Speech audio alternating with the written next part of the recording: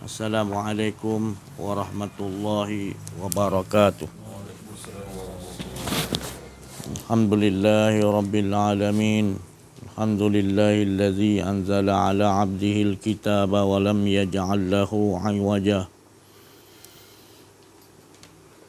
Syukur kita kepada Allah Subhanahu wa taala, limpahan kurniaan Allah, rahmat Allah, inayah Allah, hidayah Allah, nikmat iman, nikmat Islam, nikmat ihsan, nikmat dapat mengenali Allah dari sisi Allah, nikmat menyintai Allah dari Allah, memberikan kita rasa cinta untuk menyintai Allah. Dan dalam setiap detik saat kehidupan kita ini mengetahui tidak lain adalah cerita-cerita, kisah-kisah untuk menetapkan, menyatakan bahawa Allah sentiasa esa dengan dirinya sendiri, di mana kita hanya menjalankan skrip-skrip ataupun apa saja yang Allah nak terjalikan pada diri kita, dan sekalian alam ini adalah pentajalian Allah Subhanahu wa taala. Janganlah kita ragu dan jangan lagi kita berasa syak lagi ataupun masih was-was dalam keadaan ini. Itulah akan jadi punca bila kita ada was-was, bila ada kita syak lagi, kita menggunakan akal fikiran kita untuk menentukan kehadapan kita ini. Kehadapan kita ini ada baik, ada buruk, ada siang, ada malam, ada tinggi, ada rendah, ada hina, ada mulia, nikmat dan ujian. Tetapi apabila kita duduk di antara tengah-tengah keduanya, iaitu hilangkan hawa nafsu keakuan diri kita. Sebab kita tak boleh memilih ke depan kita ini apa akan terjadi. Kita hanya menurutkan apa yang telah diskripkan Allah. Kalau Allah skripkan kita susah, tu nikmat bila kita berada dengan Allah. Ujian berat itu adalah kenikmatan dengan Allah. Kalau kita benar-benar duduk dengan Allah. Jangan kita dudukkan dengan hawa nafsu pilihan pemikiran kita. Keluarkan hawa nafsu kita, duduk di hadapan kita dan perhatikanlah pembelitnya, penipunya hawa nafsu kita ni. Dia mengajak kita kepada ke arah kesyirikan kepada Allah. Kalau selagi kita simpankan di dalam diri kita hawa nafsu amarah kita, hawa nafsu yang mau memberontak sentiasa itu, maka kita akan rugi. Maka keluarkan daripada lubuk yang tersembunyi, yang mana tidak ada yang mengetahui perihal hawa nafsu kita melainkan diri kita sendiri. Sekiranya kita tidak keluarkan, kita tidak benar-benar menjadikan dia itu musuh kita yang nombor satu, maka selagi itu kita berada dalam keadaan malapetaka yang berat, malapetaka yang besar, dan kemalangan yang tidak ada lagi kemalangan yang lebih berat, melainkan kita menyorokkan, menutupi hawa nafsu kita dengan bertopengkan agama, dengan bertopengkan amalan-amalan baik, dengan bertopengkan puasa, dengan bertopengkan apa saja untuk menutupi hawa nafsu. Hawa nafsu kita ini perlu kita keluarkan, perlu kita sedari bahawa itulah musuh kita. Kalau kita tak anggap peperangan yang besar, maka kita akan sembunyikan hawa nafsu kita. Kerana hawa nafsu ini inginkan puji-pujian, inginkan ganjaran, inginkan sesuatu selain Allah. Terutama keinginan hawa nafsu adalah untuk supaya jadi terkenal, pengikut banyak. Aku ustaz, aku guru mursyid, aku syekh, aku habib, aku banyak, aku keturunan wali Allah, aku keturunan raja, aku banyak duit, aku punya pengikut ramai. Itu kerja hawa nafsu. Dia mengangkat-ngangkat kita hingga hancur perhubungan kita dengan Allah.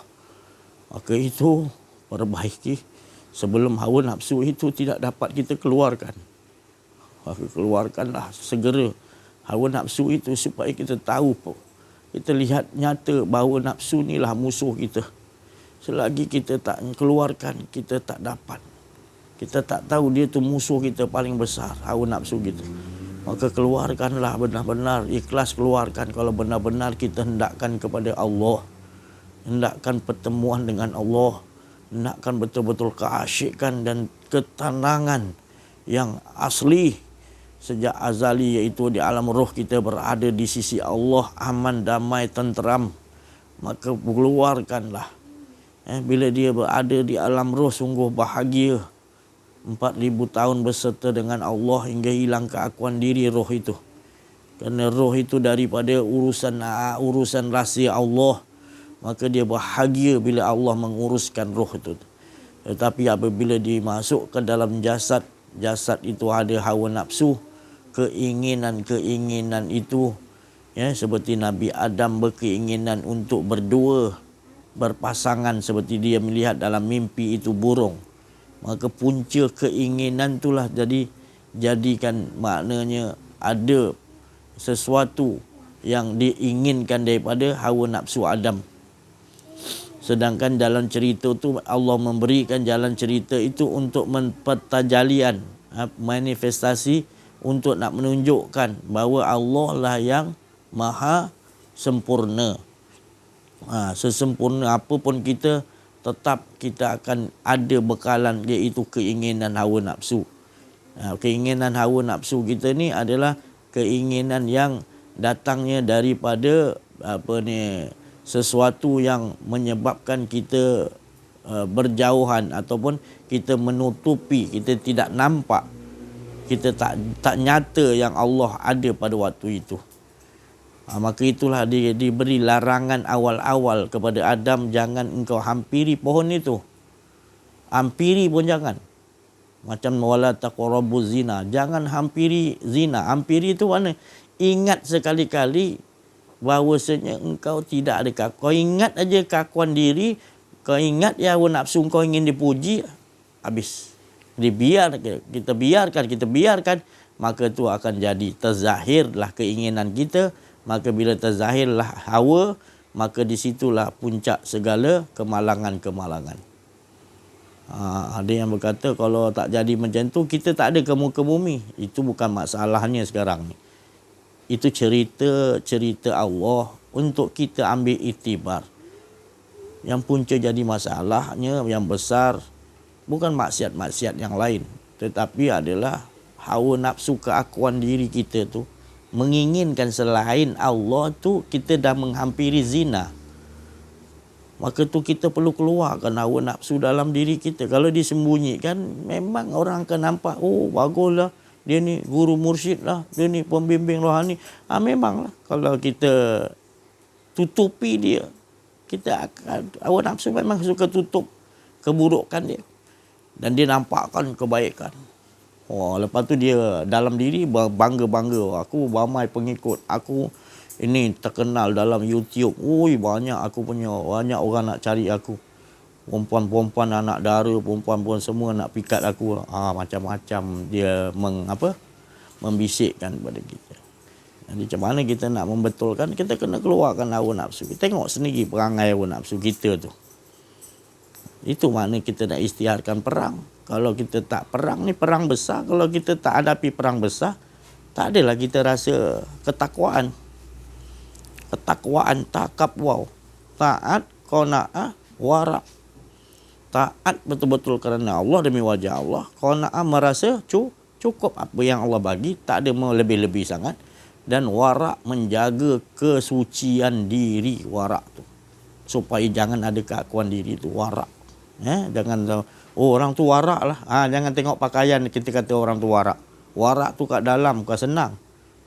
Nak menjaga kesucian tu supaya jangan ada keakuan diri tu. Dijaga tu nama warak. Takwa tu 3 pecahan kata Imam Junaid Al-Baghdadi. Taat, qanaah, warak. Itu warak tu susah nak jaga tadi. Dengan ada keakuan diri sikit pun. Dia orang ada yang apa, wali-wali Allah 15 tahun dia jaga tak ingat diri dia dah. Woi, rosak gila lah macam tu, tak ingat ke? La ilaha illa anta subhan kuntum minadh-dhalimin. Kalau orang dah serahkan diri kepada Allah, makin sempurnalah hidup dia. Apa pula tak boleh kontrol pula? Apa pula jadi gila pula? Kita yang bila kontrol diri kita sendiri sesaat dia ranap jadi kemalangan. Jangan salah faham. Kita serahkan diri kita pula-pula pada Allah. Allah tu maha sempurna. Eloklah jadi kehidupan kita sesaat kita sentiasa. Tapi kita masih lagi kurang lagi. Sejak tawakal pada Allah, serah pada Allah. Kejap nak pakai nafsu kita. Kejap nak pakai fikiran kita lagi. Kita nak guna akal kita yang singkat ni tadi. Akal-akal yang mempunyai cahaya, bukan akal yang membawa kepada keakuan diri. Akal yang membawa cahaya iaitu lebur. Itu boleh pakai. Tapi fikiran-fikiran yang datang ni yang sebenarnya untuk mendatangkan kita kepada arah puji-pujian. Dia mencipta kalam-kalam nafsu ni. Mencipta kalam-kalam, menciptakan battalion-battalion untuk memuji kita. Konon-kononnya kita banyak askar-askar kita. Jadi kita bergantung pada askar tu. Kita tak betul pun askar kita kata betul juga. Pengikut kita akan betul. Dajjal lagi banyak pengikut. Kita nak rasa nak buat sesuatu tu supaya pengikut kita ramai. Tak guna. Tak perlu ramai pengikut. Seorang-seorang yang penting kita dengan Allah. Cukuplah tu. Pada ramai-ramai ni nanti macam-macam jadi. Tu. Kita belum rasa lagi ramai-ramai tu. Puak-puak. Elok jadi. Bila dah ramai jadi tak elok pula. Mula-mula bagus mursyid bersih sama. Bila dah ramai dah mula rasa. Aku lebih ramai pengikut. Aku lebih banyak. Aku dana aku banyak. Tu banyak. Oh aku rasa cukup. Aku tak perlukan. Ya dah mula. Penyerahan diri pada Allah tumpul. Pada mulanya seorang-seorang okey. Bila diuji dengan ramai pengikut. Dah jadi dajjal punya perangai pula. Jaga baik-baik. Saya takut tadi. Kita tak perlu. Kita perlu Allah. Cukup Allah. Buktikan bahawa jangan ya Allah. Jangan kau uji aku dengan gitu. Jangan kau uji sampai aku tak rasakan kau. Ujian lain tak apa. Janji aku rasa kau yang hebat. Engkau yang ada. Engkau yang esa. Yang lain kau janganlah uji. Maknanya sampai aku lupa pada engkau. Aku ada keakuan diri. Janganlah kau uji ke situ ya Allah. Aku tak mampu ya Allah. Kau tolonglah ya Allah. Aku nak keaslian macam mana kau jadikan aku keaslian sentiasa mengesakan kau seperti mana lebah. Kau buat perumpamaan ya Allah lebah iaitu tak ada satu pun pekerjaan dia yang tak baik. Hingga kan dia tu engkau wahyukan. Kenapa Allah berfirman aku mewahyukan kepada lebah, binatang tu lebah. Supaya manusia tahu, manusia tu lebih hebat Allah lebih hebat Allah boleh bagi wahyu. Kenapa kalau lebah tu dibagi wahyu, kita takut nak disebut wahyu, nabi-nabi, rasul-rasul dipanggil wahyu. Wali Allah pun tak berani nak sebut wahyu. Tapi Allah sebut lebah binatang wahyu, aku bagi wahyu. Jadi kita ni pelik, kita tak faham. Wahyu ni maknanya Allah bagi kepada hak satu binatang tu, tapi jangan pandang binatang tu. Pandangkan kesucian binatang tu. Kesucian binatang tu Allah dah komplitkan, dia ciptakan. Dia tu hanya memakan saripati yang bersih-bersih. Aku mewahyukan.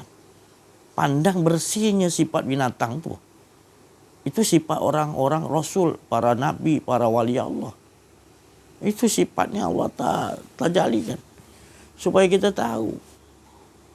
Jelas dan nyata kita ni bila jaga kesucian, tak ada keakuan diri, kita akan diberi wahyu oleh Allah Subhanahu.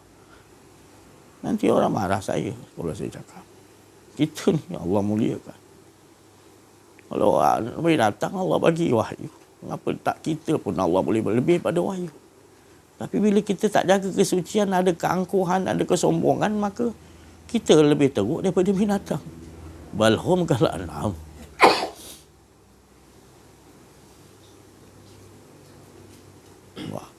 Kita keluarkanlah hawa nafsu kita, jangan sembunyikan. Kalau kita sembunyikan, dia seperti di atas di malam hari dia batu yang hitam gelap, malam gelap. Kita takkan tahu nafsu kita punya jahat. Kita lah kena suluh supaya kita insaf, menyesal, serik. Para wali Allah nak jaga kesucian, dia hukum. Bila dia hukum, manusia yang lain kata apa ni, menyeksa diri. Mereka tak faham. Tujuan hukum tu bukan untuk menyedarkan kepada manusia lain. Tujuan hukum tu pada diri sendiri. Hukum tu pertama atas diri sendiri. Bukan hukum tu pada orang ramai dahulu. Jadi kita harus menghukum diri kita. Maka itu Adam disujud. Lama dia sujud beratus tahun. Hukum tu datang untuk serik. Hukum tu datang untuk diri kita, diri Adam sendiri serik. Zalamna, aku telah zalim. Itu lebah tadi. Lebah dia tidak akan dia kalau dia buat sarang, Allah wahyukan di dahan yang kukuh. Tak ada dahan bawah ke, dahan ranting, tak ada. Allah mewahyukan kepada binatang yang suci itu tadi untuk perumpamaan bagi manusia. Jangan pandang binatang tu, pandang sesuciannya itu tadi. Allah wahyukan. Dapat binatang tu wahyu daripada Allah langsung, mengambil saripati, makan benda-benda yang elok. Maka sifat ayat yang hidup, yang tak mati, dan makan cahaya iman yang qadim. Cahaya meliput. Untuk sentiasa hidupan kita, nafas kita turun naik, sentiasa mengesakan Allah dengan makan tu tadi. Jadi lebah tu bersifat gitu, saripat. Dan langsung dia berdahan di tempat yang kukuh atas. Bersatu beramai-ramai kumpulan lebah. Tak ada lalat dalam tu. Tak ada binatang lain. Semuanya lebah. Dan di dalam sarang tu ada ratu dia. Ratu dia tu adalah yang membawa wahyu yang nyata daripada Allah, yang mengarahkan semua batalion lebah tu mentaati, taat hati Allah wa hati Rasul. Jadi dalam tu ada seorang Rasul, maknanya ratu dia dalam tu. Ratu dia tu duduk dalamnya, tapi dia ada kekuatan untuk memberi saluran gelombang kepada semua rakyat-rakyat dia untuk mencari saripati bunga. Dia menerima wahyu daripada Allah, dihantar. Lalu bersarang di tempat yang elok, lalu berkata-kata, berzikir yang baik-baik, mengeluarkan lebah madu tu. Yang dikeluarkan pun baik-baik untuk manfaat semua sekalian alam. Ya. Kemudian tak pernah lebah datang tiba-tiba dia sengat orang, tak ada. Lebah tak pernah cari pasal dengan tu. Ya, lebah, tapi jangan diusik. Kita usik sarang dia, semua serang kita. Kita menyelam, kita nyorok mana dia kejar kita. Jadi manusia yang beriman, manusia yang benar-benar kenal diri, kenal Allah, dia tak akan kacau orang, dia beri rahmat kepada sekian alam, dia beri kebaikan, dia keluarkan madu lebah, dia keluarkan, itu sifat manusia yang kenal diri, kenal Allah. Untung dia. Dia bersifat kasih sayang sesama mereka. Tak ada lebah sama lebah bergaduh. Ada pernah tengok lebah dengan lebah gaduh? Tak pernah kan? Tak ada. Lebah tak ada gaduh. Bertambah dia hidup, bertambah kasih sayang. Membesar, masing-masing mengeluarkan masing-masing punya kebaikan. Saripati yang dimakan dikeluarkan yang baik. Menunjukkan sentiasa dia berzikir kepada Allah, sama-sama berbunyi. Kalau kita dengarnya dia berzikir sama-sama. Lebah tu ya. Kemudian lebah tu tadi tak kacau orang, dia kacau tadi jangan sekali-kali kacau. Tapi kita sekarang ni Islam tu, orang umat Islam, orang dikacau, kita buat dek macam tak rasa. Spesies sama-sama manusia dikacau pun. Lebah tu spesies binatang. Lebah seekor je kacau, satu kumpulan pergi serang nanti. Begitulah dia tadi. Dan kita pun takut tengok orang-orang lebah tu tadi. Jangan usik lebah. Walau seekor kita takut dia. Sebab dia ada bisa. Senjata dia doa. Doa tu dia tak kacau. Doa dia akan gunakan senjata tu. Dia akan gunakan bisa tu, bisa kasih sayang. Dia cium ni. Tapi ciuman itu bisa bagi kita. Supaya kita ingat baru jangan kacau dia. Dia tak pernah kacau. Jadi kita perlu ada gitu. Walau kita seekor takut orang kafir, orang munafik takut dengan kita. Sebab apa? Kita ada bisa.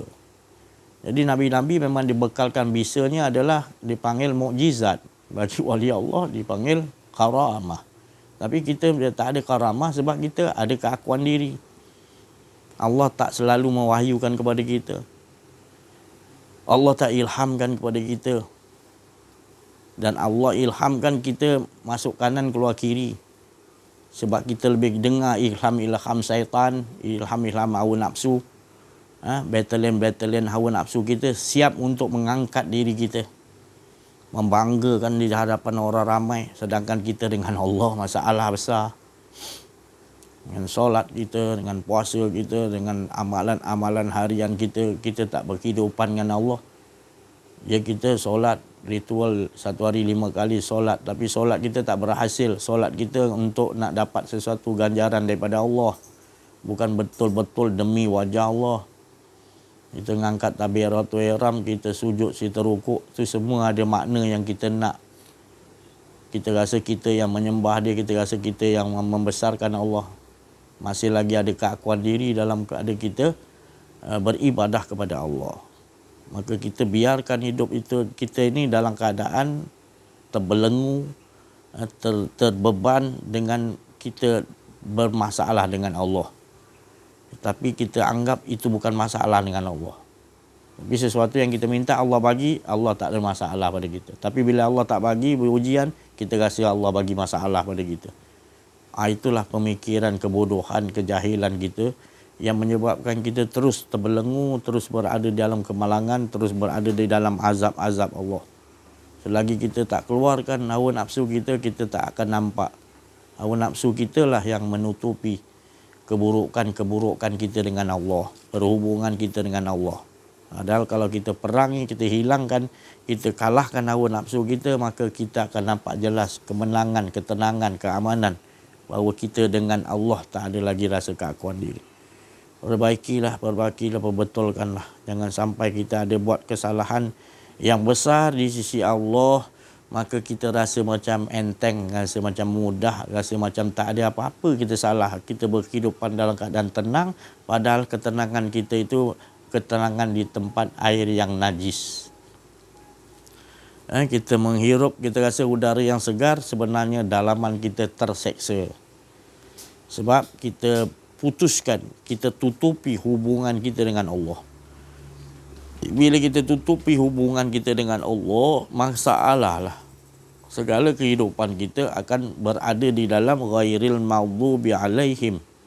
Yang kita kata tadi, tak mahu jalan-jalan orang-orang yang disesatkan oleh Allah. Apa siapa?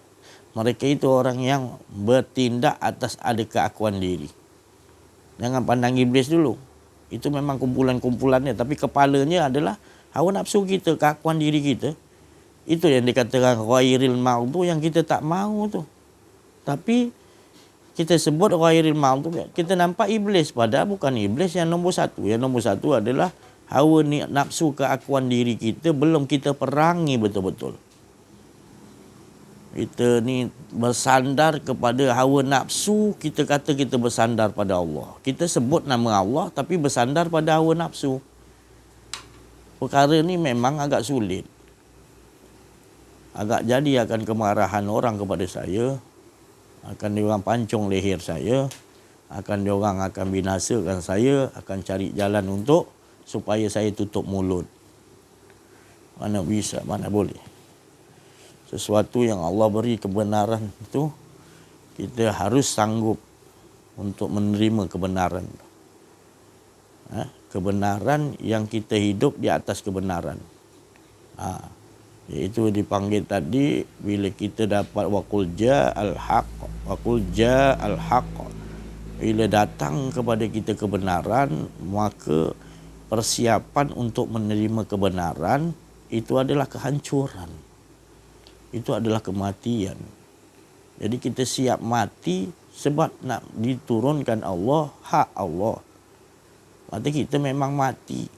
Maka datang waqul ja, nak datang waqul ja al-haq, bersiaplah untuk menewaskan, menghancurkan hawa nafsu keakuan diri supaya masuk datang hak. Qul ja al-haq wa zahaqal batil. Maka itu dikata batil itu telah lenyap. Innal batila, sesungguhnya Allah bersumpah, kana zahuka, lenyap. Tapi salahnya sebelum nak datang tu tadi kebenaran, waqul ja'ala, hawa nafsu kita ada. Walau satu sikit ada keakuan diri, tetap dia tidak akan datang kebenaran. Kebenaran harus bersiap untuk kita terbalikkan tu ni gelas, ada setitik dalam gelas ni tidak akan datang kebenaran tu. Wa qul ja'al. Tetapi kita terbalikkan, kosongkan betul-betul, kita pun keluar, maka kebenaran lah duduk di situ. Kebenaran nak duduk di tempat yang suci, yang kosong, yang tak ada lagi kan. Maka akan menerima lah. Yang panggil, yang dikatakan tadi laduni. Kerana laduni dia orang yang telah mentaati. Semalam dah diceritakan antara mukhlisin dengan apa Ustaz? Mukhlasin. Perbezaan dia. Mukhlasin ni telah Allah Ta'ala clearkan, kosong. Mukhlisin disuruh bersihkan. Gitu. Jadi bukan disuruh bersih supaya terangkup jadi mukhlasin. Baru aku mengikhtiarkan di rumahku, kata Allah. Sebab telah kosongkan daripada hak hawa nafsu keakuan. Tapi kita sembunyikan dalam kalbu kita ni nafsu tu tadi. Kita buat kerajaan dan terlampau lama jadi kerajaan dalam tu. Kerajaan tu memuji engkau, kau tak sedar. Perhubungan engkau terjadi terhijab dengan Allah sebabkan hawa nafsu engkau telah kau didik. Untuk menjadikan diri engkau sentiasa berada dalam, kau rasa kebanggaan dan rasa kerajaan kau tu, kau rasa ramai, kerajaan kau rasa bahagia di situ. Padahal engkau dalam kemalangan. Engkau ingat tu ketenangan, tapi itu belum ketenangan lagi. Itu adalah kerosakan yang dipanggil sum'ah. Yang engkau tak sedar bahawa itulah kesalahan besar, tapi engkau rasa aman. Ini penipuan hawa nafsu. Waktu itu Rasulullah kata balik daripada perang Badar, sahabat tanya ada perang lagi berat? Ada. Orang perang jihad hawa nafsu. Sahabat kata apa kena mengena dengan dalam? Ya, ini dalam lebih sulit lagi. Yakni peperangan ni kalau kita tak istiharkan betul-betul, tak keluarkan diri kita berperangan dia, kita tak akan menemui jalan yang hak kebenaran. Kita tak nampak. Maka diperangi dulu, bukan diamalkan dulu, bukan ilmu tu dulu. Bukan saya cakap tak belajar ilmu, bukan saya cakap tak boleh amal. Selagi ada dalam diri kita keakuan diri, kita beramal, maknanya di luar amal kita, perbuatan sedekah kita, semua kat luar orang nampak semua baik. Padahal di dalam kita Allah tahu. Ada sifat mazmumah lagi, iaitu keakuan diri. Allah kata keluar dulu, aku tahu. Kau keluar dulu. Kau keluar dulu. Tu jadi. Maka keluarlah dulu. Keluarkan semua keakuan diri kau pun kau keluarkan. Berhala keakuan diri kau keluar. Keluar. Pastikan dah kosong. Jangan ada satu sikit pun. Engkau pun jangan duduk dalam tu. Pastikan tu khas tempat perhatian Allah. Tempat Allah nak curahkan kasih sayang Allah di situ. Jangan ada sesiapa termasuk diri engkau. Tawaf dengan pedang. La ilaha illallah. Tawaf supaya engkau tak masuk. Yang lain pun kau tak izinkan. Hampir kepada situ. Tawaf. Itu maknanya tawaf. Berpusing sekitar qalbun Ka'batullah. Qalbu mu'min Ka'batullah. Berpusing berkitar supaya jangan ada satu berhala keakuan diri pun ada. Engkau pun tak boleh masuk. Engkau menjaga supaya baru Allah istiharkan itu rumah ibadahku, maka aku akan turunkan hak. Maka yang keliling yang batil pasti hancur. Di situ prosesnya, demi proses tak lain. Kita mempelajari ilmu mengenal diri, mengenal Allah, kita akan memahami nanti makin lama kita akan jadi kebencian kepada hawa nafsu keakuan diri. Makin lama makin benci. Itu tandanya betul pelajaran tu. Tapi masa kita sayang ni, kita sayang bini, sayang ni tak kena tempat. Bukan saya cakap tak elok sayang bini, saya semua bagus. Tapi sayang kita tu kerana mengikuti sistem Allah Subhanahu Wa Taala. Kasih sayang adalah kerana Allah. Kalau dia membawa kita ke arah keakuan diri, kita harus proses membentukkan. Siapa-siapa yang dekat kita, baik dengan kita, tapi dia tu tadi mengajak kita kepada proses keakuan diri, maka kita ketepikan. itu bukan boleh kita bawa teman. Teman yang boleh bersama dengan kita, rahmah ubainahum, kasih sayang, adalah teman yang telah siap untuk buang semua keakuan diri. Itu teman kita yang sejati. Ya, walaupun dia bukan keluar daripada perut ibu kita yang sama, abang atau kakak atau adik, tetapi dia ada persamaan tentang kefahaman ini, maka dia lebih rapat saudara kita daripada yang keluar daripada perut ibu kita sama tapi dia tak ada kefahaman ini. Fahami dan telisik benar-benar, bukan kita nak pecah belahkan adik-beradik keluarga kita. Kita perhatikan sekarang ini, dah kita kekurangan melihat adik-beradik yang bersatu, yang sama-sama mendapat kefahaman tentang mengesahkan Allah, kenal diri Allah. Maka orang luar pula yang ada persamaan, maka itu saudara kita yang betul-betul seudara sama. Seudara sama, mengangkat nafas naik turun naik, itu Allah yang naikkan, saudara saudara. Itu yang harus kita fahami benar-benar, ya. Harus kita, ya, kita lebih banyak bersama dengan mereka sebab dia saudara kita sebenar-benar, saudara benar-benar mengesahkan Allah. Itu yang saudara yang sehidup semati. Itu betul. Ya, dia tak mau kita ada keakuan diri, dia risau saudara dia ada keakuan diri. Tu. Di sini dalam saudara, dalam kita guru WhatsApp, sama-sama adik-beradik apa semua. Kadang-kadang duduk dalam satu grup, duduk dalam persatuan tapi tak mewujudkan kesatuan. Duduk dalam persatuan adik-beradik, satu mak keluar daripada perut mak yang sama, bapak yang sama. Tapi duduk tapi tak bersatu. Sebab apa? Tak faham. Masing-masing cari ego, masing-masing adik. Jadi itu bukan saudara yang betul. Itu sejadah zahiriah. Kita nak cari saudara yang batiniah, yang betul mukmin.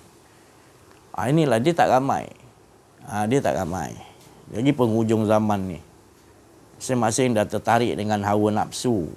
Jadi sanggup. Dia pisah-pisahkan. Dia ni perjalanan dia ni, adik abang aku ni tak betul lah. Perjalanan adik aku ni tak betul lah. Jadi kita boleh gitu-gitu je lah, dari segi dalaman kita tak ada rasa kasih sayang. Gitulah terjadi banyak keluarga-keluarga kita. Itu tadi. Padahal yang bagus, yang betulnya adalah adik atau abang atau kakak atau saudara satu keluarga kita itu, sedarah sebenarnya, satu ibu satu ayah, maka kita sebenarnya bertambah kukuh. Tapi tak tahu. Patutnya spesies yang daripada ibu dan ayah sama, kita boleh jadi sama-sama. Tak. Allah tak menjanjikan gitu. Jangan kita risau. Mengapa abang aku tak nak ikut aku? Mengapa adik aku tak nak? Mengapa kakak aku? Mengapa keluarga aku tak nak? Aku seorang-seorang. Dan jangan risau tu semua. Itu memang dah jadi. Bukan itu cara nak menyatukan. Bukan dengan wang ringgit. Bukan dengan sedarah. Bukan. Nak nyatukan dengan betul-betul kita kena kenal diri, kenal Allah. Kasih sayang tu betul-betul sejati. Walaupun adik-beradik abang kita, kakak kita pisah, buang kita dalam grup tu, tapi hati kita tetap sayang. Kita nyatukan balik. Dia kalau dah ada jiwa yang macam tu, dia takkan. Kau nak pisahkan, kau pisah, tapi aku takkan pisahkan. Dalam hati aku dah terpaut kasih sayang sesama. Tak dapat aku selamatkan di sini, nanti di sana kalau aku selamat, aku akan selamatkan kau juga. Gitu. Dia jiwa dia akan jadi jiwa begitu. Tapi bila tak ada jiwa begitu, jiwa keakuan diri tu banyak, maka dia akan, di awal-awal lagi akan ditunjuk. Adik-beradik ada 9 orang. Ya, yang satu ni berikut perjalanan kenal diri, kenal Allah. Yang 88 ni seolah-olah tak layan yang ni tadi. 88 tak layan dia punya adik ke yang belajar kenal diri, kenal Allah ni. Bila tiba waktu hari lahir yang ke apa? Yang 88 semua ucapkan selamat hari lahir. Tapi yang ke-9 ni tak ada diucapkan selamat hari lahir ke. Tak ada 88 ni langsung macam tak ingat langsung hari kasih sayang tu tadi. Tapi yang 88 tu semua ucapkan tadi. Ini. Gitulah. Kita nak maksudkan, kalau manusia dah mendahului hawa nafsu dia, tanpa dia perangi, begitu akan jadi. Keluar daripada wadah bekas dia tadi, hawa nafsu tadi tak lain, keluar daripada wadah hawa nafsu dia, keegoan diri tu akan keluarlah sifat-sifat mazumah, sifat-sifat yang lebih teruk daripada binatang. Minta maaf saya cakap. tak ke rasa najis. Itu najis yang jelas. Najis mula garah, najis macam-macam kita belajar. Tapi najis yang paling kotor adalah najis itu tadi. Yang kita biarkan dalam diri. Yang bukan boleh dibersihkan dengan air. Harus dibersihkan dengan belajar mengenal diri, mengenal Allah. Baru kita tahu. Ini kita biarkan najis tu. Seperti lori tong sampah awal-awal pagi-pagi keluar pukul 3 pagi kosong, pukul 7 pagi dah penuh dengan busuk.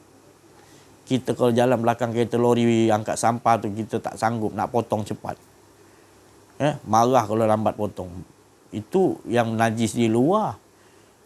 Najis yang dalam diri kita ni yang kita bawa sentiasa ni tadi, sifat keakuan diri tu lebih najis. Itu kita rasa macam tak ada busuk pula tadi. Allah tunjukkan di luar tu busuk sebab nak tunjuk dalam kau tu lebih busuk. Jadilah lebah, jadilah makan yang baik, cari patimu. Tak ada keakuan diri lebah, tak ada kepentingan dirinya. Dia buat betul-betul wahyu daripada Allah. Lebah tu betul-betul apa yang diwahyukan Allah itu yang kerana lebah tu dah suci bersih.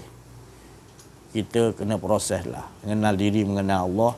Dengan mengenal diri, kita membenci diri kita. Sebab diri kita tak ada, mengapa nak ada? Itu Allah akan perkenalkan diri Allah, akhlak. Sama-samalah kita. Minta mohon maaf kesalahan saya, kesilapan cakap saya dah terlebih. InsyaAllah tak ada lain kerana kasih sayang saya. Saya nak memutuskan perhubungan saya dengan dunia. Saya tak ada lagi nanti di akhirat untuk didakwa saya bahawa saya menyembunyikan perkara yang benar. Sebab sayang saya. InsyaAllah. Sama-sama.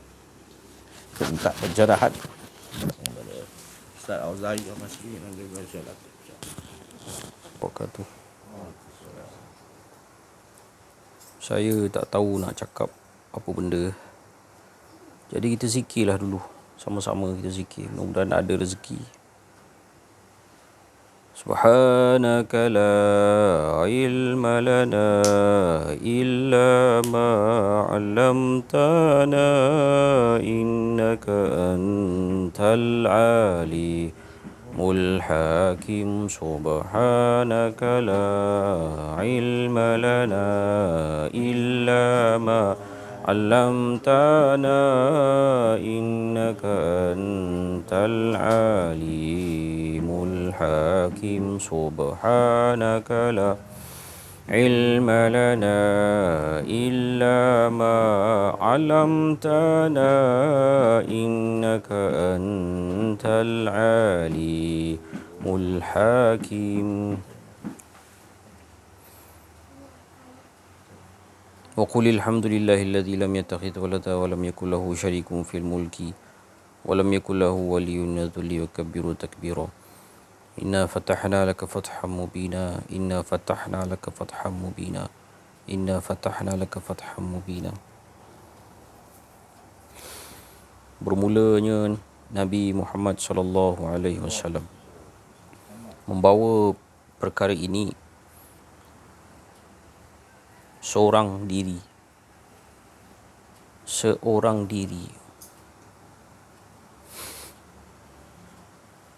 Lalu baginda merasakan amanah ini terlalu berat untuk baginda buat.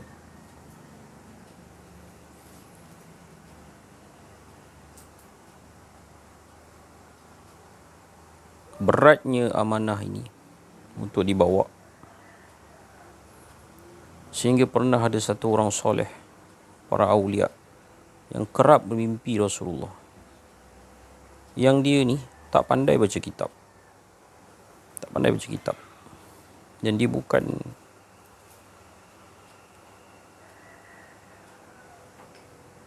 ustaz lah.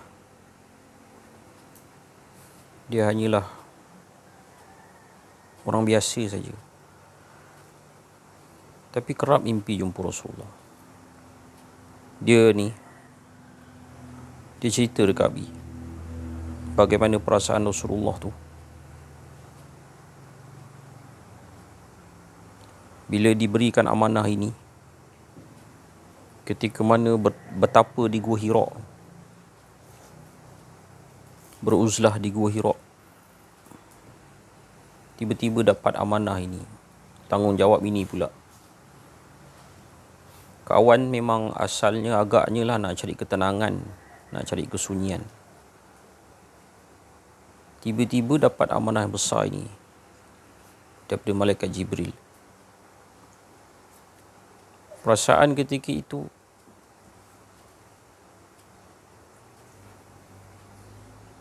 adalah seperti nak bunuh diri.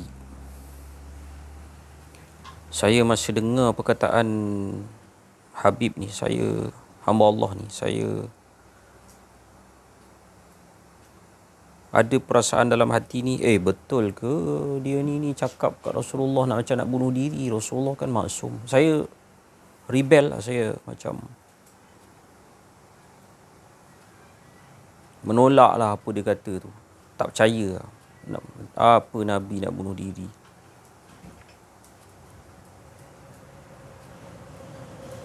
Berlalulah masa. Saya pun pergi mengaji. Buka kitab. Rupa-rupanya Allah SWT. Di rumah saya tu, di masa belum pindah mai Perlis, tak silap dalam kitab Riyadhus Salihin. Kalau bukan dalam Riyadhus Salihin pun dalam Sahih Bukhari. Cubalah nanti tolong kaji balik, tolong bagi tahu balik kalau saya salah. Saya terbaca hadis yang Rasulullah tu nak bunuh diri. Saya terduduk, terpana mengenangkan awliya Allah as-salihin yang pernah duduk-duduk macam ni. Duduk bukan dalam kuliah, duduk sembang-sembang, pillow talk, bahasa moden. Duduk-duduk macam ni dipanggil pillow talk. Duduk yang ada bantal-bantal macam ni lah. Pillow tu bantal. Jadi ni kan bantal-bantal, ni bantal. Jadi kita punya majlis ni macam pillow talk lah. Tapi pillow talk ni mereka buat tengah malam, masa-masa nak tidur. Jadi yang ni tak tahu apa talk lah. Duha talk. Duha pillow talk. Duduk macam ni lah dengan hamba Allah tu. Dia kata macam tu. Jadi Abi terkenang balik perkataan awliya Allah ni. Allah, Abi mengucap panjang. Astaghfirullah, dia kata, aku dah buruk sangka dengan para solehin, para awliya. Aku dah terlajak menyangka-nyangka. Rupanya yang dikatakan oleh hamba Allah itu, yang Rasulullah macam nak bunuh diri itu, adalah merupakan suatu benda yang benar. Bahkan ada hadisnya. Allahumma salli ala Muhammad.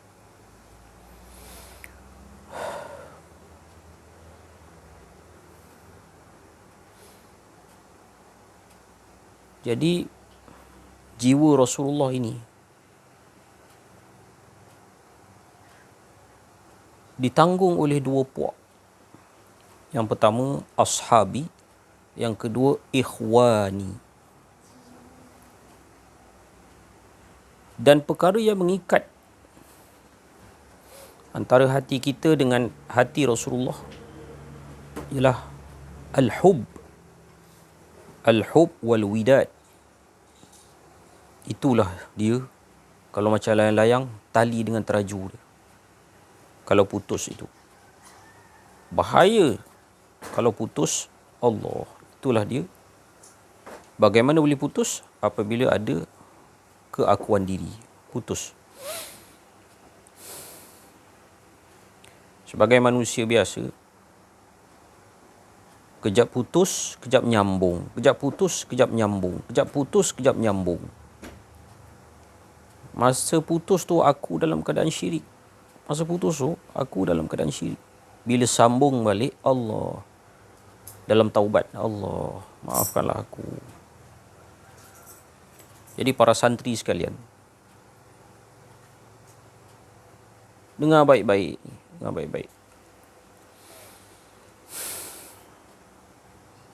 Jadikan masa nyambung itu pastikan lebih banyak daripada masa putus. Tolong jadikan masa nyambung tu lebih banyak daripada masa putus. Nombor satu. Selepas dah banyak masa nyambung berbanding putus, tahapan nombor dua, jangan benarkan putus. Jangan benarkan putus. Yang ini untuk mendapatkan hal ini, Allah Ta'ala sajalah tempat untuk kita menyerah diri. Tolong minta dekat Allah. Ya Allah, jangan bagi putus ya Allah. Bagi terus-terusan nyambung dalam jaga dan dalam tidur. Terus-terusan nyambung ya Rasulullah. Ya Allah, sambungkanlah hati kami ini berterus-terusan dengan hati Rasulullah sallallahu alaihi wasallam. Itu sajalah doa yang nak dipanjatkan ke atas diri sendiri dan sidang majlis, terutamanya para santri, anak-anak pewaris amanah ini. Berat amanah yang ditanggung oleh baginda Nabi itu. Allahu Akbar kabira walhamdulillahi katsira. Subhanallah bukratan wa asila. Nur tajalli sifat Allah, sifat menjadi kalamullah. Terang hati hamba Allah seterang hati baginda Nabi. Sallallahu alaihi sayyidina Muhammad wa ala alihi wa sahbihi wa baraka wasallam. Walhamdulillahi rabbil alamin. Bismillahirrahmanirrahim. Assalamualaikum warahmatullahi wabarakatuh. Alhamdulillahirrabbilalamin. Wassalatu wassalamu ala asyrafil anbiya wal mursalin wa ala alihi wa sahbihi ajma'in. Bersyukur kita kehadrat Allah Subhanahu wa taala kerana dengan limpah kurnianya, rahmatnya, inayahnya, kasih sayangnya dapat kita bersama-sama di dalam majlis talk kita duha, majlis duha pada pagi ini disebabkan oleh rahmat Allah Subhanahu wa taala. Kalau bukan kerana rahmat Allah, kita tak ada di sini. Bukan kalau kerana sebab Allah Taala meletakkan kasih sayangnya, tak adalah kita di sini. Jadi alhamdulillah kita berada di sini sentiasa nak mengungkapkan kata-kata kalam Allah ni yang sentiasa mengarah tuju kepada ke arah keesaan Allah Subhanahu wa taala. Alhamdulillah. Allah Taala kurniakan kita kalimah sakti la ilaha illallah tu apa dia? Menafikan pakaian kita, tetaplah menafikan keakuan diri kita, hawa nafsu, keakuan kita. Jadi saya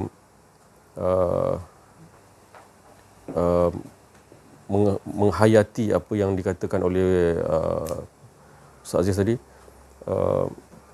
Kita kena keluarkan hawa nafsu ni. Itu kita kena betul-betul hayati, keluarkan hawa nafsu kita ni supaya kita disucikan oleh Allah Subhanahu Wa Taala, supaya kita dapat yang dikatakan benar-benar menghala tujukan ke arah keesaan Allah Subhanahu Wa Taala. Dia lah, semua dia je lah.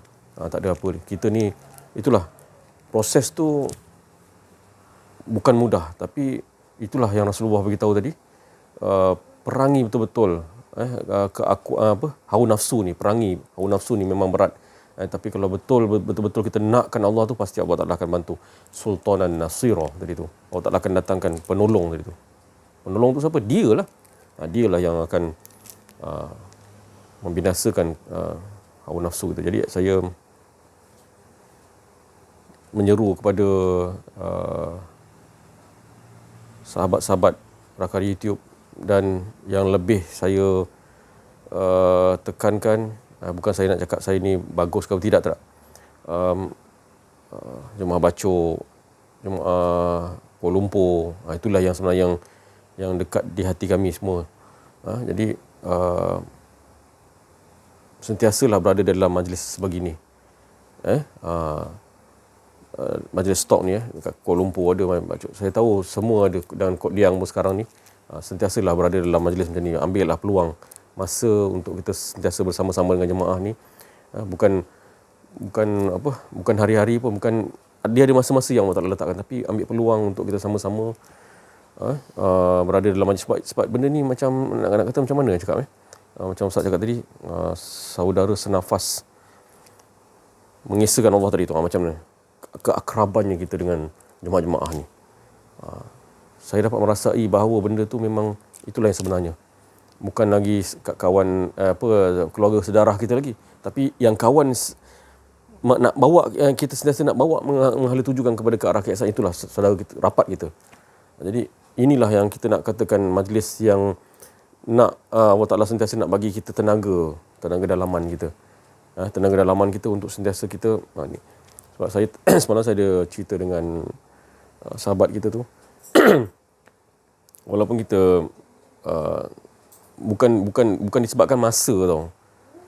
Disebabkan masa, tapi saya lalui perjalanan, bukan nak kata pengalaman, tapi saya dapat rasa benda tu. Kalau besok saya bekerja 6:30, saya dah bekerja, besok saya dah keluar bekerja kan.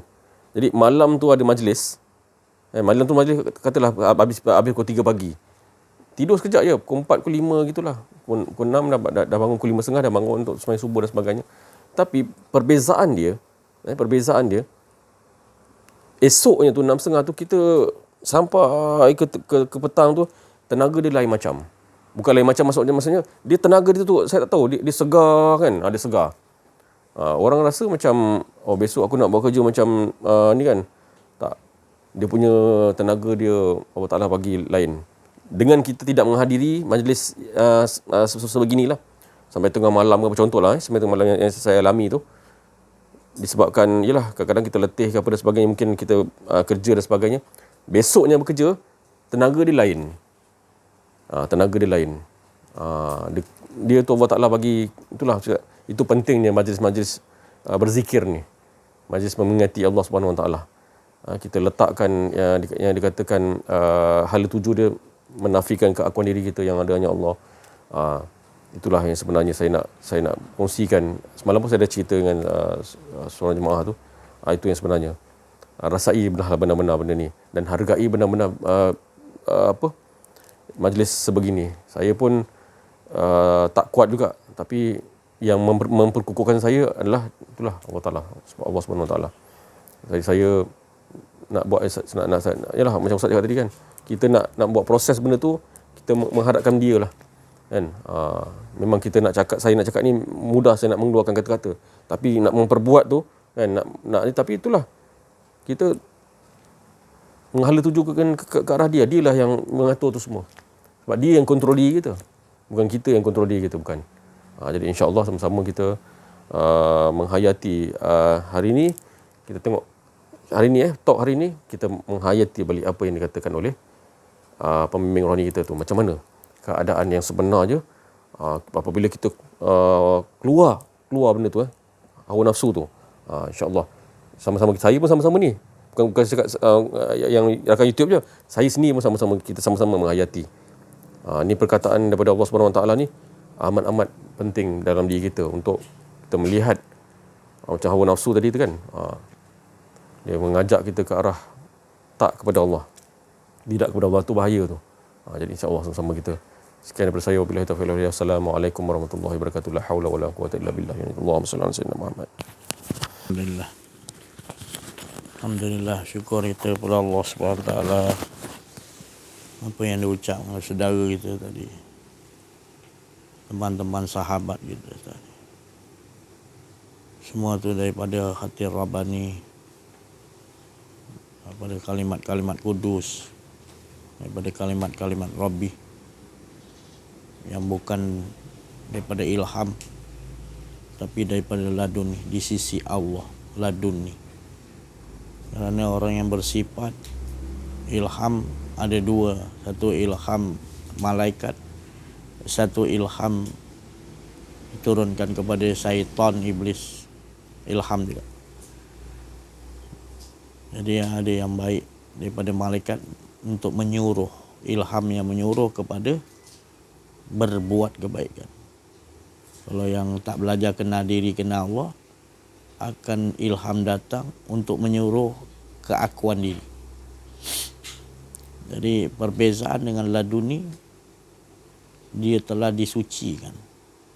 Dia dalam keadaan mentaati. Dalam keadaan mentaati, dia dah mendengar sami'na wa ata'na. Dia dah mentaati, waktu tu datang laduni. Kalau dia dalam keadaan tak mentaati, ilham lah. Ilham ada dua. Satu ilham dari dia turun pada malaikat, pada bisikkan. Dia turun kalam tu pada malaikat, malaikat membisikkan pada hati. Dan kalau tak belajar kenal diri kamu, ilham tu turun pergi kepada syaitan ni atau iblis, dan dia akan membawa keakuan diri. Dua di situ. Jadi kita nak ilham yang untuk menyuruh kita kebaikan, tu nama ilham daripada malaikat. Ilham tu dia pada Allah juga, tapi dia bagi malaikat. Tapi laduni ni langsung di sisi Allah, tu beza dia. Yang kita ingat ilham tu dengan laduni sama tak? Jauh beza. Kalau kita pelajari yang apa yang telah dialami oleh nabi-nabi, para rasul, Nabi Khidir alaihissalam, yang dia sendiri ilmunya di sisi Allah, setelah diproses membuangkan keakuan diri.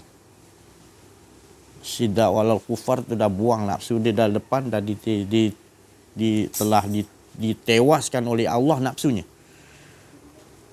Nafsunya telah keluar, ditundukkan oleh Allah nafsu dia. Jadi duduk dalam keadaan ketaatan. Apa yang turun anzala ala abdihil kitabah, tak ada dirasakan bengkok, jelas nyata, tak ada was-was, tak ada syak lagi dah. Lubangkan perahu tu Khidir, lubangkan. Tapi kalau masih lagi ilham, dia masih lagi berkata-kata, malaikat ke syaitan, gitu. Kalau tak belajar kenal diri, kenal Allah, terus was-was, terus ikuti hawa nafsu keakuan dia. Itu beza dia. Jadi alhamdulillah, mudah-mudahan kita mempelajari ilmu kenal diri, kenal Allah, sampai kita dapat yang mana Rasulullah SAW menangis nakkan umatnya sendiri langsung berhubung dengan Allah. Setiap umatnya Rasulullah nak, sebenarnya Rasulullah dapat ini yang asli. Ini yang asli. Langsung dengan Allah. Sebab dalam diri kita masing-masing ada sirullah. Mengapa pula kita nak jadi susah kita dengan berhubung dengan Allah? Tak? Itu Rasulullah tekankan. Man arafa nafsahu. Siapa yang betul-betul kenal nafsu dia, keluarkan nafsu dia, kenal betul-betul nafsu kau. Jahat dia nafsu. Kenal betul-betul. Faqad arafa. Baru Allah Ta'ala akan perkenalkan bahawa binasa kau duduk situ. Binasakan, jangan duduk di situ. Akulah, barulah. Faqad arafa rabbahu. Dan siapa dah betul nyata dia kenal Allah, matilah, tak ada keakuan diri. Itu tadi rahsia di situ. Untunglah di dunia lagi kita dah matikan keakuan diri. Itu yang mati yang sebenar-benar kita nak kena matikan. Mati tu yang depan kita tak tahu, depan ni sekejap lagi kita mati, tu mati lain. Ni mati ni mustahak. Mati sebelum mati kata Rasulullah. Sebelum datang qabla maut, datang mati yang sebenar, matikan ini cepat. Tu tadi. Baru kita rasa mutmainah dalam mati kita yang sebenar tadi. Sebab kita dah tahu tempat tinggal kita, tempat pulang kita dah tahu dulu dah. Di dunia lagi kita dapat pulang ke rahmatullah. Tapi bila mati nanti datang yang sebenar, kita tahu tempat kita nak pulang pada Allah. Sebab di dunia lagi kita dah pulang pada rahmatullah, insya-Allah. Saya rasa cukup sampai situ dulu. Terima kasih atas perhatian. Mohon maaf atas kekurangan, kesilapan dalam menyampaikan, ada tersinggung, tersalah. Mengerti kan, tak lain adalah rohamma ubainahum, kasih sayang sesama saya. Itulah hala tujuan sebenar yang dibawa oleh Rasulullah SAW, para sahabat, para wali-wali Allah, nabi-nabi, semuanya termasuk kita, mudah-mudahan sama-sama untuk kasih sayang, tak ada lain. Tak ada nak upah, tak ada nak banyak pengikut, tak ada dalam hati saya gitu. Cuma kita nak kasih sayang, kena kuatkan, bertambah kuatkan, besok kuatkan lagi. Seperti mana Allah buat pada kita. Naik 10 sayang, besok 11. Tak ada turun kasih sayang Allah pada kita. Menaik aja. Gitulah kita nak buat dengan sekalian makhluk, insya-Allah. Tanpa rahmat dan kurniaan Allah kita tak dapat buat. Terima kasih atas perhatian semua. Sama-sama kita amaliahkan mengesahkan Allah seperti mana Allah mengesahkan dirinya sendiri abadi kekal sejak azali. Wa'fu minkum wabillahi taufik wal hidayah. Wassalamualaikum warahmatullahi wabarakatuh. Takbir. Allahu Akbar. Sallu ala Nabi.